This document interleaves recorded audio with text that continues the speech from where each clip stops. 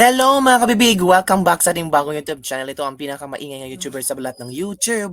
Ako si Kabibig, maglabak-labak na to with evidence. Kumusta mga kabibig at happy Wednesday? Kumusta ang ating trabaho dyan? Okay pa ba ang ating mga OFW all over the world? Happy pa ba ang ating mga buhay ngayon? Eto na ang ating unang lebak-labak with evidence. Naku po, sabi ng ilang netizen, bakit itong si F. Eliza Marcos daw parang gustong makipaghalubilo sa masa halata naman na parang nangdidiri daw si F. Elisa Marcos. Itong video na ito ay may iba't ibang interpretasyon. Iba't ibang interpretasyon ng mga tao. Yung iba nagsasabi, ano ba yung si Lisa Marcos? Nagpapaka mahirap, nagpapaka reachable sa mga mahirap na tao. Ano ba yung si Lisa Marcos? Nandidiri o sa isang tindira, sa isang paninda ng tandira na nangyari ito sa Cebu. Ano ba si Liza Marcos? Ang galing. Talagang gusto niyang tapatan si VP Sara. Hala, grabe naman kayo mapaghusga kay Kokak. Si Kokak, ay hindi pala si Kokak, kayo ka talaga ha. Yung iba kasi nagsasabi na ano daw, magaling si F. Eliza Marcos kasi tumutulong siya sa kanyang asawa para gampanan ang pagiging presidente. Uy, presidente! Hindi! Ang sabi ni Lisa Marcos kahapon, siya isang fierce lady. So ito na mga kabibig, ang ating unang pasabog at mayroon akong bidyong ipapanood sa inyo. Ewan ko kung ano ang inyong komento tungkol dito. May mga nagsasabi naman na hindi lang, okay lang niya ang ginawa ni Lisa Marcos, naging mabait lang siya sa mga tao, maging ano na siya, nag-join lang siya. Sabi to, ang bastos naman, siya na yung binigyan ng food, hindi tinanggap, nag-photo ops lang sabay sibat at ignore. Hala, ano nga ba ang ginawa ni F. Eliza Marcos na parang nandidiri daw si F. Eliza Marcos? Na eto talaga ang video ha. Eto mga kabibig, depende sa inyo kung ano ang iyong interpretasyon sa nangyaring video ito. So, let's check the video ha. Gusto ko lang naman nga kayo ang makakapanood sa ito na ha.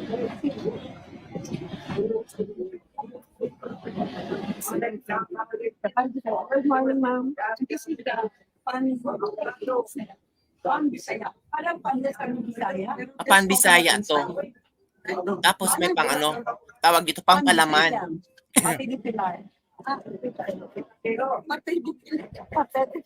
Ang kamay ni Lisa, pag ganun talaga, oh. Pag mayaman, dapat ganun.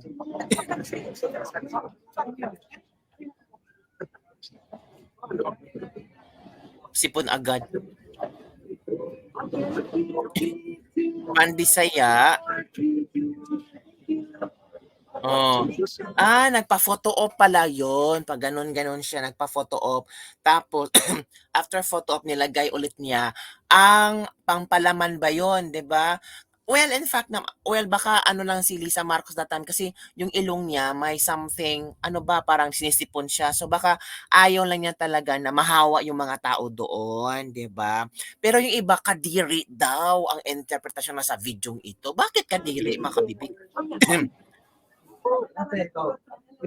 Ay, hindi tinanggap ni Lisa. Oo, hindi tinanggap ni Lisa yung food.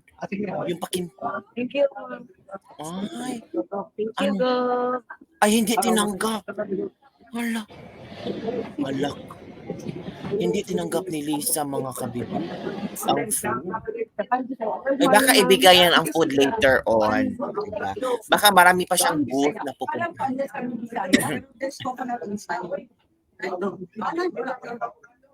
Bisaya. Pati di Pilar.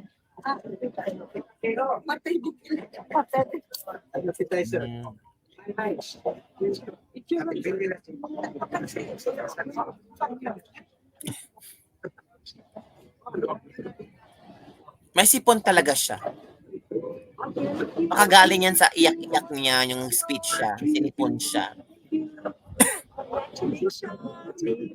Photo op. Binigay ha, pinakim-kim. Thank you. Ay, hindi pala. Ay, Thank you, hindi hinawakan. Oh. Hala, kawawa naman yung mga tindera. Well, I'm sure naman excited itong mga tinderang ito na magbigay ng something kay First Lady. Sabi ng iba, photo op lang yan kabibig para sabihin talagang masa talaga sila at talagang gusto nang tikman yung mga tinda ng mga tao dyan. Kadiri daw. Well, ang nakita ko naman doon, baka busy lang si F. Elisa Marcos na puntahan lahat ng booth, tapos kausapin lahat ng mga tindera, tikman lahat ng mga paninda nila, 'di ba? Ganoon naman talaga ang gagawin niya, 'di ba? Pero kabibig hindi talaga iba yung interpretasyon namin dito sa ano kabibig sa photo sa video na ito parang pang photo op lang parang si Mama Lenlen. Ay talaga, wag yung i-compare si Lenlen kay F. Eliza Marcos. Pwede naman silang magkasamang dalawa. Yung si Lenlen, parang photo op din. Itong si Lisa Marcos, parang photo op din, 'di ba? Ganun talaga ang mga politiko at asawa ng mga politiko. Kailangan talaga maganda ang imahe, 'di ba? Naku, Maria Clara pa naman yung costume niya. Pati si Gwen naka Maria Clara din, may pamaypay. Di ba? Very classic ang mga outfitan nila, mga kabibig. So ano ang iyong komento tungkol dito? Anong naramdaman nyo ba ang pagiging Filipina? Naramdaman nyo ba na talagang may bagong Pilipina? Sama-sama tayong babangon muli? Naramdaman mo ba yung unity ang tinatawag at tutulungan itong mga maliliit na business women and men para palaguin ang kalang negosyo? O, 'di ba, mga kabibig? Heto naman ang komento ng mga netizen tungkol sa video na ito. Hala, anong komento ba? Naku, ang daming komento, mga kabibig. Talagang yung iba, parang proud sila sa ginawa ni F. Elisa. Ito. Pagkatapos suminga ng sumina, hinawakan yung lalagyan ng pagkain, tapos sinanggihan yung binigay na pabalot. Sobrang baba ng tingin ng niya sa maliliit. Kala mo yan siya ang presidente. Ito kasi may pakita akong video, picture sa inyo ha. Ito kasi ang nakita ng netizen na after na ng photo-photo na mapicture-picture sila, tapos ang nangyari is hindi tinanggap yung ibinigay na food. Yung naka-plastic, agad na umalis si Lisa Marcos. Akala din ng iba, baka tanggapin ito sa mga security ni Lisa Marcos, pero hindi tinanggap. Binalik na lang. Binalik na lang. Hindi tinanggap, binalik na lang. So, ito yung mga komento ng ating mga netizen. Grabe ang mga netizen natin. Oy, ang bastos naman. Siya na yung binigyan ng food, hindi tinanggap. Nag-photo ops lang sabay sibat at ignore. The design is very hard to be social, but ends up being a chipipay old woman. Hala, grabe naman. She still needs to learn how makisama sa mga tao from the grassroots. Hindi siya makamasa. Iba sa mga Duterte si VP kahit bata kausapin. Itong si Lisa, photo op lang ang alam. Tapos paiyak-iyak pa, drama queen.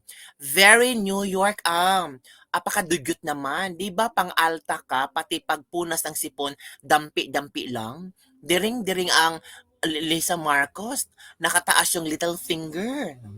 Okay lang daw bastusin ang mga bobo salot ng mga Marcos Yunaliska.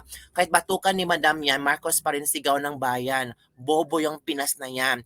Pag bibit-bitpin mo ba ang FL, okay ka lang, may alalay yan. So dapat daw dahil may alalay si F. Elisa, yung mga alalay ang bibit-bit sa plastic. Pero bakit hindi binitbit ng alalay? Bakit iniwan? Ayoko sa FL pero di naman wasto yung pag-uutak nyo. Umayos kayo. Ang baba na ng creative thinking skills ng Pinoy. Dumagdag ka pa. Sabi ng isang netizen. So dapat daw, intindihin din natin na busy-busy si F. Elisa Marcos na makipaghalubilo sa marami pang mga booths doon at magbibigay ng pasample na mga products nila. Pero ang tanong daw ng isang netizen, kung talagang gusto niyang makatikim ng sample, bakit nang ibinigay ng tindera sa kay Lisa Marcos, tapos may instructions si Lisa Marcos na doon nila ibigay sa kanyang security, bakit daw hindi tinanggap ng security? Baka mabisi lang ang security. Baka sabihin ng security na wag muna ngayon kasi marami pang dadalhin si madam. Ay, ewan ko sa inyo. Pero iba talaga ang naramdaman ng mga netizen. Okay lang yun naman. Wala namang problema doon. Ang importante nakita ng mga tao kung ganito siya makipaghalubilo, ganito yung ang gusto niyang gawin para makatulong sa kanyang asawa, mga kapibig, 'di ba? So wag na natin itong bigyan ng masamang interpretasyon. Sabi ng isang netizen, hindi talaga kabibig. Mali-mali ang pagiging pa-feeling pa-feeling makamasa itong si Lisa. Tingnan mo nga yung paghawak ng ng food. O pag ganun, tapos photo off talaga. Kayo talaga? Wag ng gano'n, oh. Oh, ubos na naman ang pera ng bayan. Sabi daw, talagang mahilig talaga sila ng photo op. Gano'n talaga mga kabibig, gano'n talaga ang mga politiko, wala naman tayong magagawa, 'di ba? Direng-diri pa si Lisa na humawak ng ng produkto ng isang simpleng makatao. Sobrang baba ng tingin niya. Hindi naman baka lang siya, baka busy lang siya. Kasi yung ilong niya kasi may something wrong. May something wrong sa ilong. Ang ilong, may something wrong. Sumisinghot ang ilong ay sumisinghot. Ganun kayo talaga makabibig, no? Kung ano-ano talaga naisip nyo kay F. Eliza Marcos, hayaan nyo lang sila. Kasi alam niyo naman, mahilig yan sa drama. Huh? Drama? Drama kasi yan si Liza Marcos kabibig. Mahilig talaga yan sa drama. Para basta lang ano to, tapos dito, basta lang makadrama yan, okay na yan. Hindi naman sa ganun. Alam niyo naman, si F. Eliza Marcos, kailangan suportahan ng asawa. Ay, nako, ewan kayo. Ewan ko sa inyo. Basta, yun na nga mga kabibig ang ating lebak-lebak for today. Grabe, no? Ano sa tingin nyo? Nandidire ba si F. Eliza Marcos sa mga pagkainan doon? Or talagang lang siya, not feeling well that time at kailangan lang talaga yung gampanan ang pagiging first lady kasi inibita din siya sa Cebu. So, nag-speech naman siya doon, di ba? Na sama-sama tayong babangon muli at kailangan lang natin ang unity, agwat at wag daw puro negatibo ang mapupuna sa administrasyong Bongbong kundi tingnan din ang positibo, sabi naman niya. Ano pa ba ang sinasabi ni ano pa? Pero ito parang high blood yata ito. Anong high blood kabibig? Ito ang panglaban ng mga pro Marcos ngayon. Ano? Si Sara Duterte, Okta survey. Pro Marcos, tumaas ang rating, 36% daw. Dumadami na daw ang pro Marcos ngayon. Dumadami na daw ang naniniwala na may kakayahan at marami natulungan at maganda ang mga programa ni VVM. Pro Duterte bumaba to 16%. Bumaba daw ang naniniwala na may kakayahan ang mga Duterte. Bumaba ang naniniwala na may kakayahan si VP Sarang Mamuno. This is a survey from Okta Survey in June to July 2024. So ito pala yun Pro Marcos, Philippines 36, Pro Duterte 16. Sa NCR mataas ang ang Pro Marcos 43. Ang Balance Luzon 42, ang Visayas 32, ang Mindanao 25. So sa Pro Marcos yan ha. Sa Pro Duterte, NCR 7 na lang ay naniwala sa Duterte. Balance Luzon 6% na lang. Visayas 11% na lang kasi nagdrama-drama si Mama. Umiyak si Mama, 'di ba? Sabi ni Mama, babangon muli, sama-sama tayong babangon muli. Tapos sa Mindanao talagang 50%. Talagang mataas ang Duterte, mga pro Duterte sa Mindanao. Sa socio-economic class naman, sa ABC 40% ang naniniwala at maraming pro Marcos. Sa letter D, 37, sa E, 25. Yung tayo mga low class. Sa ABC, 4% na lang naniniwala sa mga pro Duterte. Sa D, 16%. Sa E, mga masang Pilipino, 33%. So, simplang na daw ang mga strategiya ng mga pro Duterte. Lumiit na lang daw ang porsyento ng mga pro Duterte at talagang hindi na makabalik ang mga Duterte sa gobyerno. Kung tatakbo daw ito si Pangulong Duterte, si Pulong, si Basi Duterte ng higher position, lagapak daw, hindi mananalo kasi kung sino yung senatorial slate ni Marcos ay yun talaga ang mananalo. Sila ang mananalo. Sabi dito daw, pro Marcos tumaas ng 36%. Pro Duterte bumaba, bagsak to 16%. So ano ang iyong komento tungkol dito mga kabibig? Naniniwala ba kayo sa Okta survey? Ganun talaga no, may mga iba't ibang survey lalabas. Ang Okta survey, sabi nila, pro Marcos yan mga kabibig. Binayaran yan. Wala naman tayong ebidensya, di ba? So kung ano ang kanilang inilabas na survey result, depende na sa inyo. Depende na sa iyo kung ano ka. Kung pro Duterte, pro Marcos, may nakita ka bang magandang ginawa ni Marcos or hindi kaaya-ayang ginawa ni Marcos or budol-budola na malang ba ang nangyari kay Marcos? Kung pro Duterte ka ba, maganda ba ang mungkahi na tatakbo si Pangulong Duterte, si Baste, si Polong sa Senado, tapos si VP Sara, ano na ang kanyang ganap ngayon nang bumalik siya sa Germany, tapos hindi na siya DepEd Secretary, wala na siya sa kabinete ni Pangulong Bongbong Marcos. So yun ba, maraming mga speculations, marami ding mga dapat mong pagnilay-nilayan kung sino ba ang suportahan ninyo. Parang it's between Marcos and Duterte ngayon, no? Yung opposition parang nawala.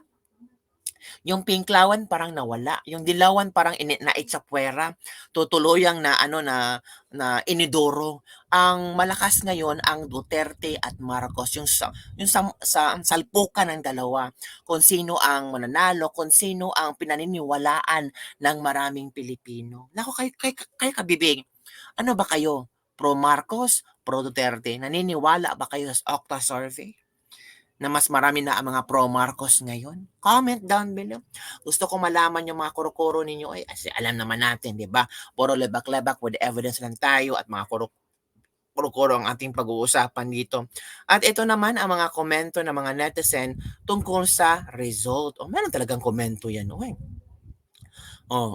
Sabi ng isang netizen, kung dumayo pa sila sa iba para manglimos ng awa. Meaning alam na nila na sawa na pala ang sa kanila ang taong bayan. Alam na nila na di na pala uubra yung paawa.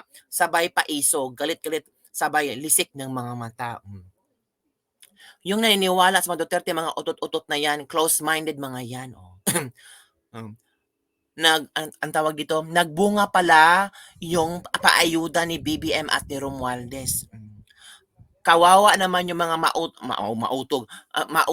maisog rally ng mga members. Tingnan nyo, konti na lang kayo. Humihinga pa ba kayo? Grabe naman kayo magsabi sa mga isog rally ha. May karapatan ang mga maisog rally members na mag-rally sila because they have the freedom to speak up in their mind and their thoughts and opinions about the current political problema ng Pilipinas. Kayo ba? Puro na lang kayo BBM. Yung BBM nyo, nagpababa ba ng presyo ng bigas? Yan ang sabi ng isang netizen. So, kaya mga kabibig, alam nyo naman, naramdaman nyo naman, di ba? Kung ano ang nangyayari ngayon. Diba? So, comment down below. Ito pa mga kabibig, mga DDS na, nag-wait lang daw ng people power pa walang kapangyarihan. Diba? So, ito pa nga, ito ha, mauubos na ang mga pro Duterte sa 2028. Iyak na naman ang pro Duterte. Hindi na kayo mananalo. Mag-change na lang kayo. Sabi ng isa mag-change na lang kayo. Magbago na kayo. Bakit pagbago? Ito na naman si Mel Tiangco. Ito na. Si Mel Tiangco, pasok. Dumami ang mga Pilipinong nagsabing pro-Marcos sila base sa survey ng grupong Okta Research, habang bumaba naman ang mga nagsabing sila ay pro-Duterte. Ang tanong sa tugon ng masa survey na ginawa nitong second quarter ng taon, alin ang pinaka-naglalarawan sa kanilang political preference? 36% ang nagsabing sila ay pro-Marcos admin, mas mataas sa 31% noong Marso. 16% naman sa mga tinanong ang nagsabing suportado nila ang mga Duterte at kanilang mga kaalyado. Mas mababa kumpara sa nagsabing ganyan sila noong Marso na nasa 20%. 31% naman ng mga sinurvey ang nagsabing wala silang sinusuportahan sa dalawa. Yun mga kabibig. Malaki pala na 31% yung walang sinusuportahan. Naku, itong walang sinusuportahan, delikado to. Baka nakahanap sila ng bago na pwedeng pampalit. Or baka ito ay mga nag-iisip-isip pa ba? Nanginay-nilay, naghahanap, nagtitingin-tingin kung ano ba.